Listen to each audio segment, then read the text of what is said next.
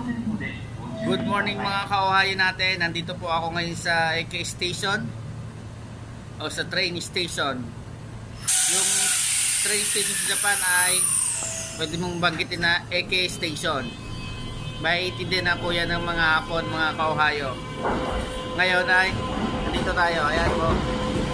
Nakita yan mga train dumadaan. Ipapakita ko sa inyo yung paano sumakay at paano mag-travel dito sa Japan. Travel around to Japan. Woohoo!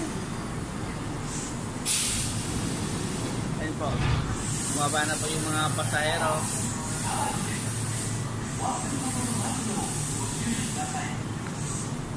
Nagbabaan na sila.